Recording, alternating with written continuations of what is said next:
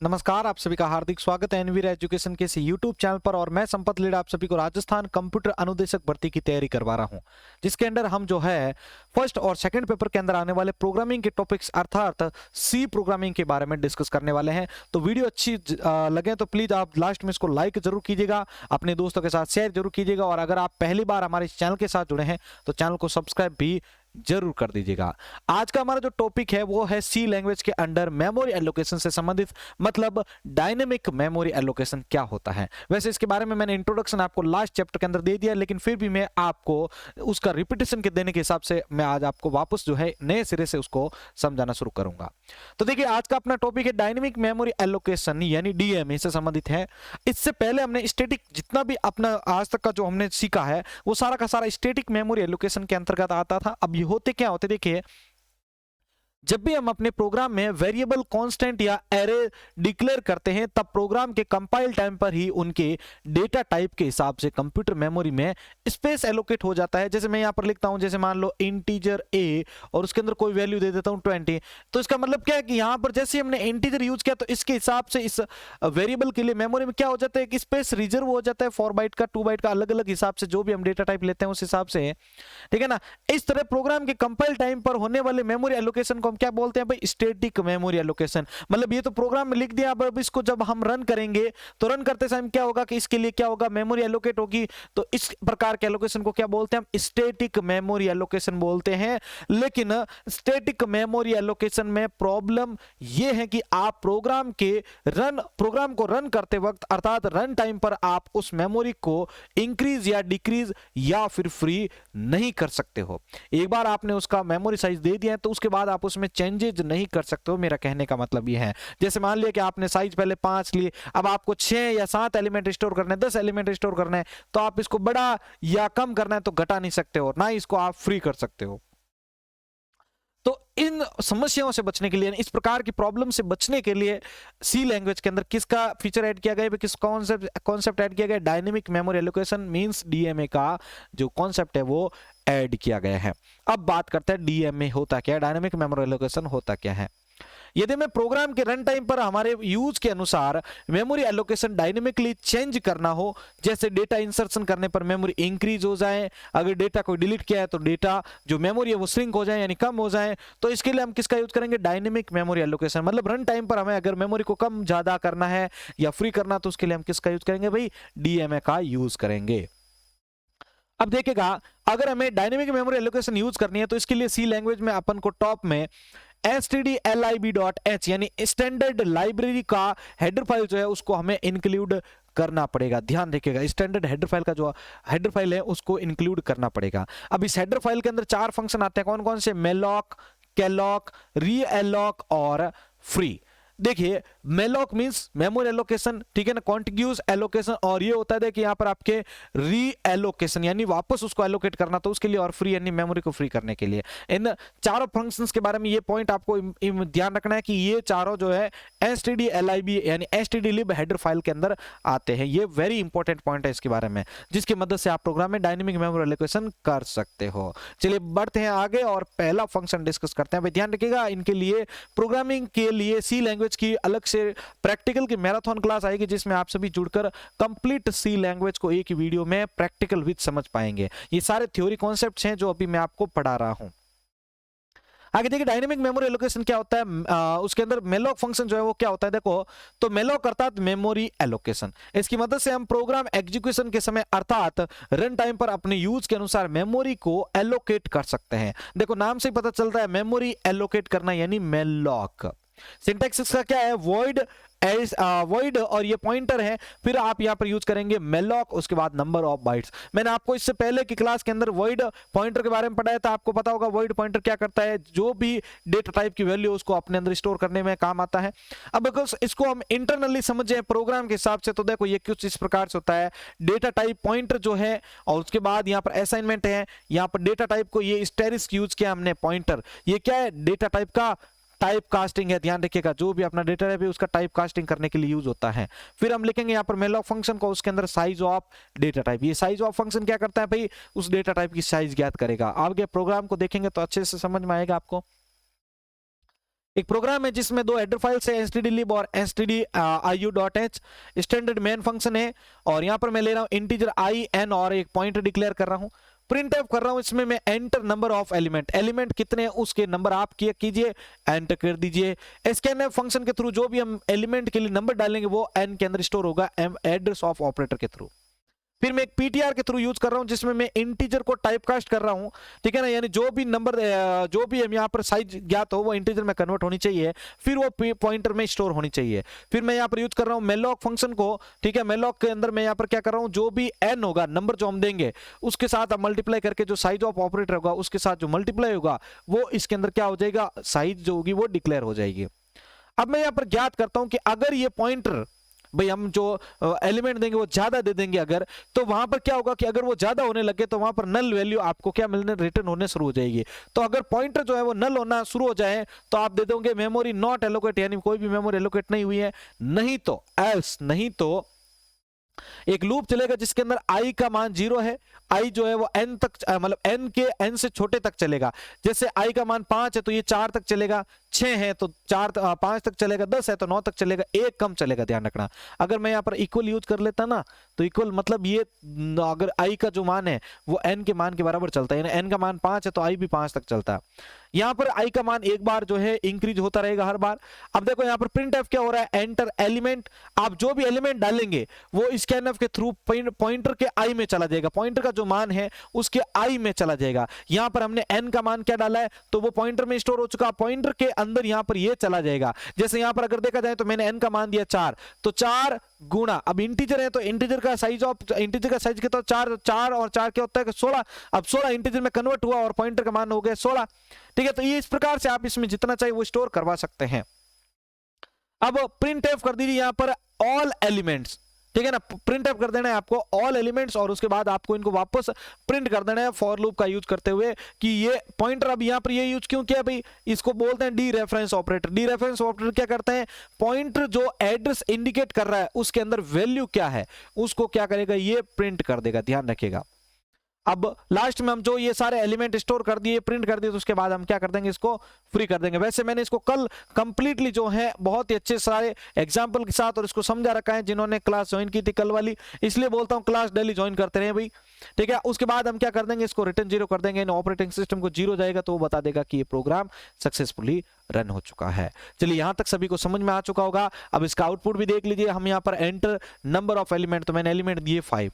अब यहाँ पर ये बार बार पूछेगा जब तक ये कहां तक नहीं चला जाए, 0 से 4 तक, तो ये 0 पे ये आ गया 1 2 3 4, ठीक है। तो यहाँ पर 1 2 3 4 और ये ऊपर वाला 5, ठीक है। तो ये 5 वैल्यू को स्टोर करेगा, फिर वापस ये एक एक करके फॉर लूप की मदद से आपको प्रिंट भी कर देगा। ये पहला फंक्शन होता है अपना मेलॉक फंक्शन।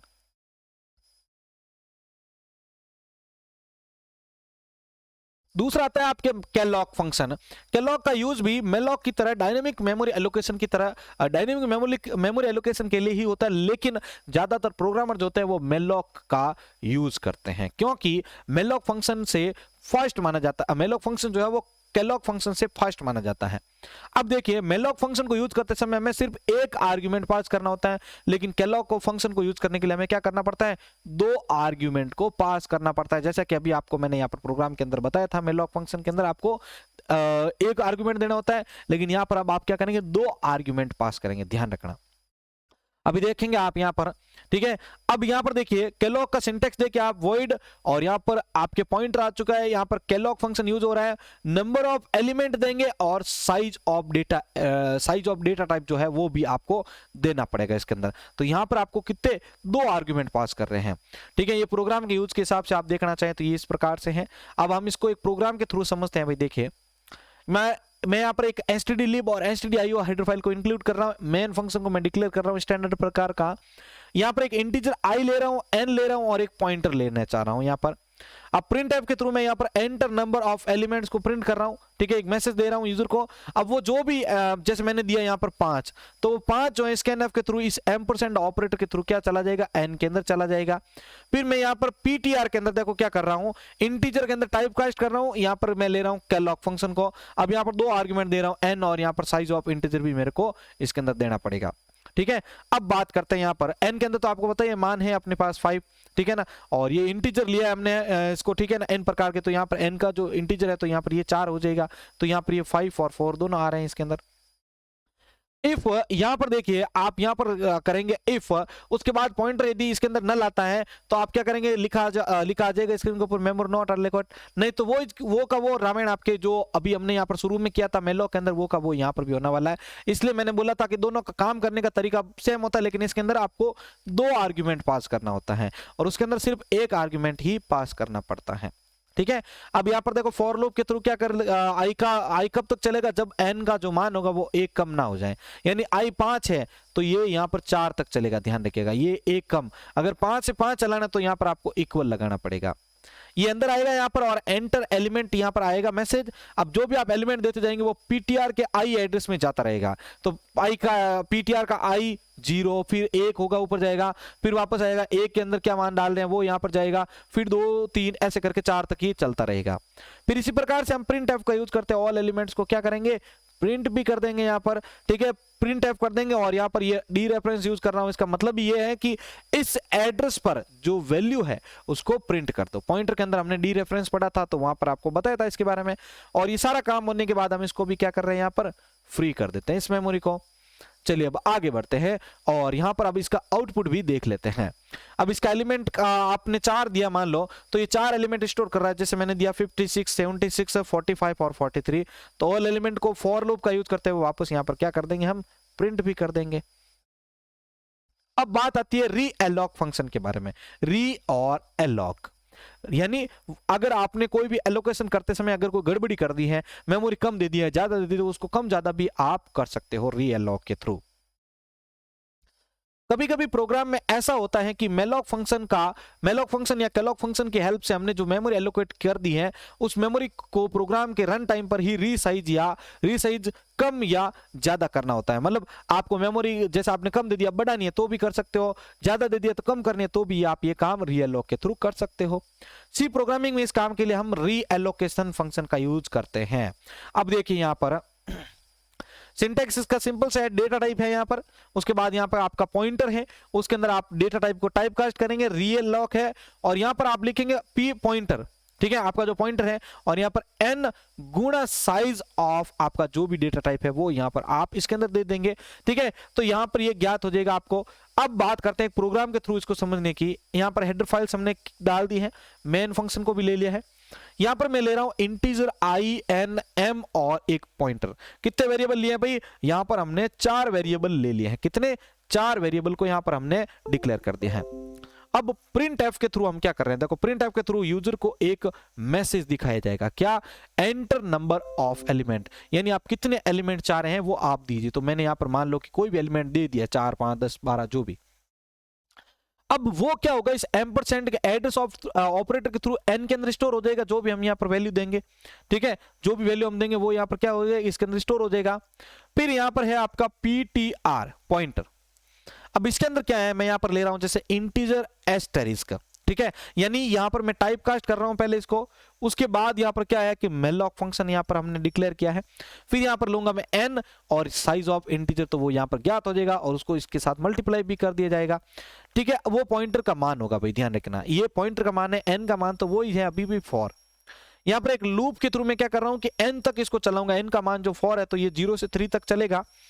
अब यहां पर क्या है, देखो एंटर एलिमेंट, हम जो एलिमेंट डालेंगे वो तो यहां पर नंबर पूछा गया था, यहां पर जो हम एलिमेंट डालेंगे वो पॉइंटर के आई में जाता रहेगा। अब क्या होगा कि भाई 4 तक इसने लिया, अब कंप्लीट हो गया, तो अब ये तो नेक्स्ट स्टेटमेंट पे जंप करेगा, तो यहां तक सारा काम क्लियर हो गया, ठीक है। अब यहां पर अगर आपको आगे और एलिमेंट ऐड करना है तो उसके लिए आप क्या करेंगे, यहां पर प्रिंट एफ करके यहां पर नंबर ऑफ एलिमेंट के लिए और मैसेज दे देंगे, तो आप जो भी एलिमेंट और डालेंगे तो अब वो क्या किस में चले जाएंगे, m में चले जाएंगे। तो देखो यहां पर एक और नया वेरिएबल लेके हमने उसके अंदर भी नए एलिमेंट्स डाल दिए हैं। अब पॉइंटर के थ्रू हम यहां पर क्या कर रहे हैं, ptr, और यहां पर इसमें भी टाइप कास्ट कर ले, रीअलोक ले लो वापस, और यहां पर ले लो अपना पॉइंटर, यहां पर m को गुणा कर दो साइज के साथ, ठीक है, तो यहां पर ये पॉइंट के साथ इसके अंदर आ जाएगा ब्रैकेट के अंदर। अब इसको भी लूप के थ्रू आप एलिमेंट्स मांग लो तो वो एलिमेंट सारे के सारे इसके अंदर डिक्लेयर होते जाएंगे और स्टोर होते जाएंगे। उसके बाद आप क्या करो, ऑल एलिमेंट्स को यहाँ पर प्रिंट कर दो लूप का यूज करते हुए। फॉर आई का मान 0 है, आई चलेगा m से एक मान कम तक, और आई के अंदर हर एक बार क्या होगा, ये मान बढ़ता रहेगा। ठीक है, और जहां पर ये मान क्लियर हो जाएगा तो ये उस मेमोरी को क्या कर देगा, फ्री कर देगा, जो भी बाकी मेमोरी होगी उसको फ्री कर देगा, और रिटर्न 0 हमें देखने को मिल जाएगा। बहुत ही सिंपल सा कॉन्सेप्ट है इन सभी का। ठीक है, अगर आपने लास्ट वाली क्लास से मेरी सारी पॉइंटर की ज्वाइन कर रखी है तो यहाँ पर आपको समझने में कोई भी प्रकार की प्रॉब्लम नहीं होगी। फिर भी आपके लिए जो है प्रैक्टिकल क्लासेस आएगी, उसके अंदर आपको समझने का एक और बेहतरीन मौका मिल सकता है। लेकिन जिनको अभी तक समझ में नहीं आया है थोड़ा बहुत भी, तो आप इस क्लास को प्लीज वापस जरूर रिक्वेस्ट करना चाहूंगा कि जरूर देखिएगा, आपको जब भी टाइम मिलता है तो। ठीक है ना। अब इसका आउटपुट देखेंगे तो आउटपुट कुछ इस प्रकार से मिलेगा आपको, एंटर नंबर ऑफ एलिमेंट आपने दिए 3, अब आप 3 एलिमेंट को स्टोर करवा दिए। फिर ये वापस पूछेगा कि एंटर नंबर ऑफ एलिमेंट आपने दे दिए 5, तो ये आपसे और 2 एलिमेंट पूछेगा, जो भी आप जितने भी देंगे यहाँ पर और यहाँ पर, तो उसके हिसाब से ये उसको स्टोर करवाता रहेगा। ये यहाँ पर हो चुके हैं हमारे मेलॉक, कैलॉक और री एलॉक। जल्दी से सभी से रिक्वेस्ट करना चाहूंगा कि वीडियो को लाइक कर दें, उसके बाद लास्ट फंक्शन को डिस्कस करते हैं।